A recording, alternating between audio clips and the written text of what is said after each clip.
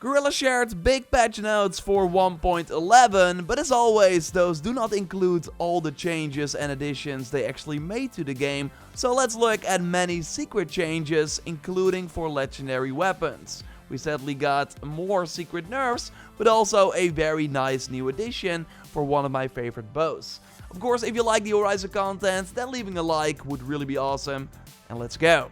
Let's start with a very nice find from the Keel on Twitter, who noted that the flying mount icon changed. We can of course summon the Sunwing via the tool menu after unlocking it in the main story, and first this icon would be the same icon as that of the Sunwing. Well, now with the most recent update, they changed it to more of a regular bird icon, and you would then maybe immediately think, hey, are they going to make more flying mounts, and that's why they changed it to a more regular flying icon instead of it being the same as the Sunwing. That would be wild, of course. I would love to fly the Sky Drifters and maybe have some speed boost in the air.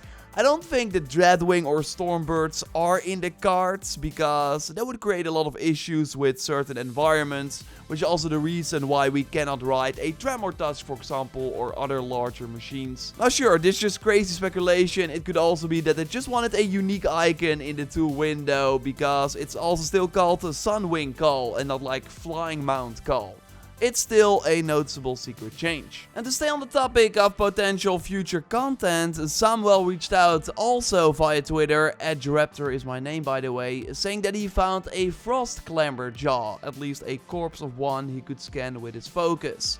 Right now though, in the machine catalog, we have the Fire Clamber Jaw and the Apex variant, so the Frost one seems to be completely new. Now of course, correct me if I'm wrong in the comments down below. Maybe these Frost variants are already in the game, but you just do not see them in the catalog. I don't think I've spotted them yet though. So the plot thickens, and there is by the way another theory about future content, in particular New Game Plus, and why that might be coming soon. So we'll touch on that a little later. Let's first touch on some other cool secret changes, because if you reached the end game and spent some time upgrading, then you likely encountered an issue with the Stormbird Cannon, right? If you would namely remove it with tear precision arrows, then it would almost be impossible to find it during or after the fight. Well, now with the new update, when you shoot it off, which then of course also fully shocks the Stormbird, you can more easily find the cannon thanks to a newly added loot icon you could already see above some other components. So yeah, this will save you totally some time when upgrading gear and needing the Stormbird Cannon. And speaking of gear, there were some secret changes for outfits as well, and this might be an issue as the rarity for the Sobek's raiment from the main story went from purple to blue,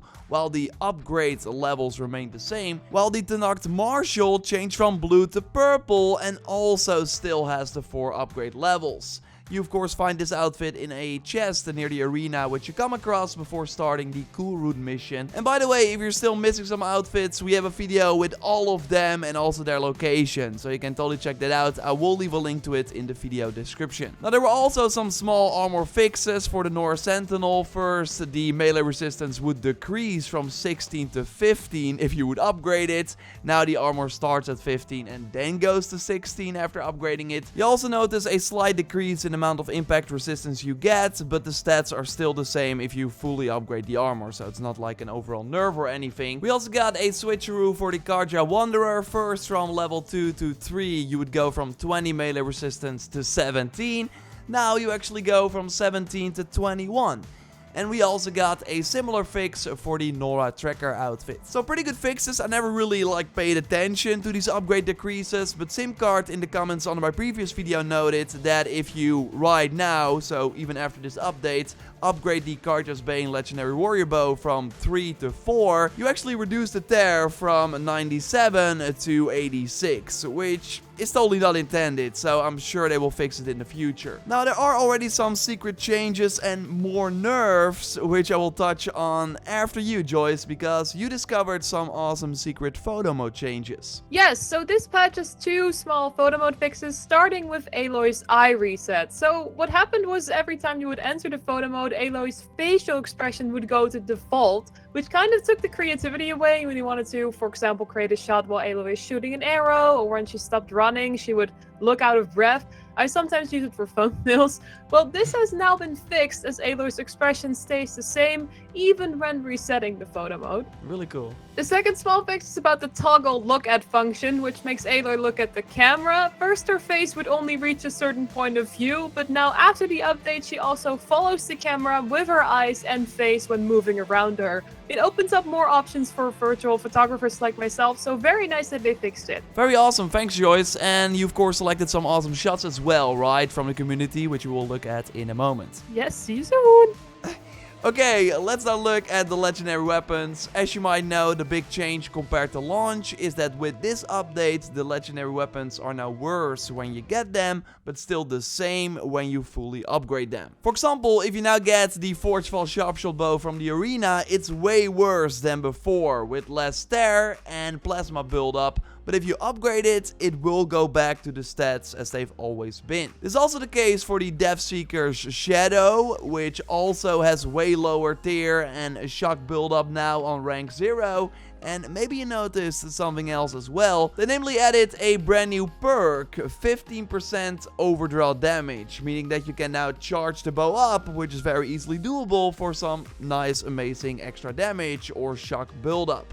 Something that wasn't possible before, and maybe this perk was just always missing, as a lot of other legendaries have 5 perks, only the Tinker's Pride and the Karja's Bane have 4, so maybe they add one to those weapons in the future too. Now let's go back to the Deathseeker's Hunter Bow comparison, because you can also notice something else. They nerfed the crit chance bonus. First, you could get up to 15%, but it now stays at 5. We all see a nerf like this for the Wings of the 10. First, you could get a 15% crit chance on level 5, and now it's 8, with the weapon starting at only 3% crit chance, while that was first 5. They luckily did not touch the Blast Forge, which can still go up to 15%. I still need to upgrade it, just like the Ancestor's Return, which can also still go to 15% crit chance. So it's interesting that they did not nerf these weapons. There are some theories right now that Guerrilla is preparing New Game Plus and that they do not want people to reach the 100% crit chance, which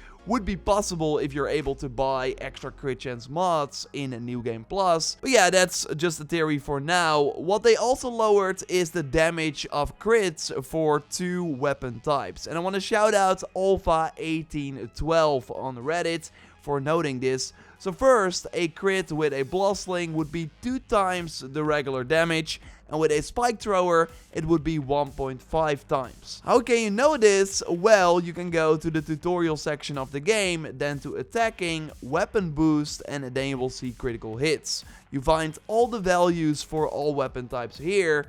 Yes, the screen is a bit wonky because I did not record this before the update, and now it's a translated screen.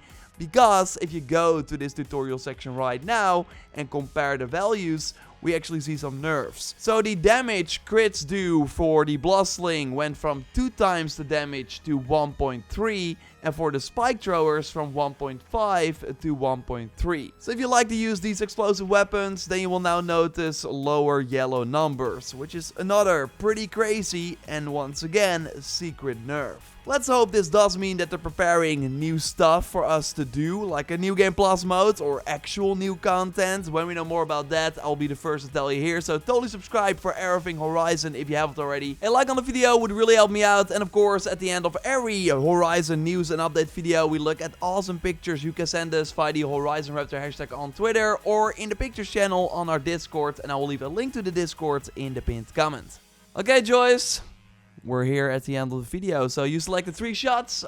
Let's go over them. Yes, so let's start with the Rhea Wolf over on Twitter, who created this creative shot while Aloy is using what looks like a Valor Surge. I'm not really sure what's happening here, looking at the sparks around her. It is perfectly timed, though, to give this action vibe to it. Next is Uwing523 over on Discord, where Aloy is practicing her piano skills, while a Sunwing and a Clawstrider are watching her perform. Lots of creativity here as well by putting both mounts near her in this position. Awesome. And my favorite from the 3, is from I Am the Z. Wow. Remember a few showcases ago I talked about Aloy and surfing and how that would look cool? Well, I have to see actually did it while using the Polecaster to pull her forward just as a wave hits, create this stunning shot, and I am definitely going to try this out myself. The result looks amazing. Yeah, let us know how that goes. I'm really liking this shot. So of course, share your shots. Maybe you'll be in the next video, and of course, check out our previous video on the regular update changes. For now, though, we will speak to you soon. Goodbye. Goodbye.